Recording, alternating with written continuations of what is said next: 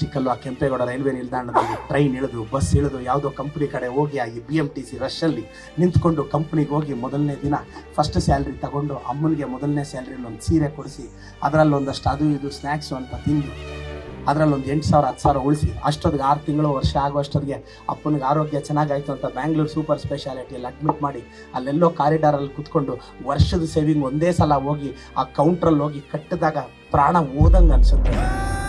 ಆವಾಗ ಯೋಚನೆ ಮಾಡು, ಅರ್ಧರಾತ್ರಿಯಲ್ಲಿ ನೀನು ಚಿಕ್ಕವನಾಗಿದ್ದಾಗ 3 ಗಂಟೆಗೋ 4 ಗಂಟೆಗೋ ನಿನಗೆ ಚೆನ್ನಾಗಿಲ್ಲ ಅಂದರೆ ನಿಮ್ಮಪ್ಪ ಅರ್ಧರಾತ್ರಿಯಲ್ಲಿ ಎತ್ಕೊಂಡೋಗಿ ನಿನ್ನನ್ನು ಹಾಸ್ಪಿಟ್ಲಲ್ಲಿ ಕೂರಿಸಿ ಬೆಳಗ್ಗೆ 7 ಗಂಟೆವರೆಗೂ ಇದ್ದು 10-15,000 ಬಿಲ್ ಆದರೆ ನಿಮ್ಮಪ್ಪ ದುಡ್ದಿರೋದನ್ನೆಲ್ಲ ಅಲ್ಲಿ ಕಟ್ಟಿದಾಗ ನಿಮ್ಮಪ್ಪನಿಗೆ ಎಷ್ಟು ನೋವಾಗಿರುತ್ತೆ ಮಗನೇ. ಯೋಚನೆ ಮಾಡಬೇಕಲ್ಲ. ನಾಳೆ ನಿನಗೊಂದು ಮಗಳಾಗಿ ಅರ್ಧರಾತ್ರಿಯಲ್ಲಿ ಅವ್ರಿಗೆ ಜ್ವರ ಬಂದು ಹಾಸ್ಪಿಟ್ಲಿಗೆ ಎತ್ಕೊಂಡು ಓಡೋದಾಗ ಗೊತ್ತಾಗುತ್ತೆ ನಿಮ್ಮಪ್ಪ ಯಾಕೆ ಆವಾಗ ನಿನ್ನ ಮೇಲೆ ಕೋಪ ಮಾಡ್ಕೊತಾನೆ ಅಂತ. ಅಪ್ಪ ಒಂದು ಮಾತು ಅನ್ನಂಗಿಲ್ಲ. ಕಿತ್ತೋಗಿರೋರೆಲ್ಲ ಬೈತಾರೆ ನಾಳೆ, ಜನ್ಮ ಕೊಟ್ಟರು ಅಪ್ಪ ಬೈಲಿ ಬಿಡಲ್ಲ, ಬೈಲಿ ಬಿಡ.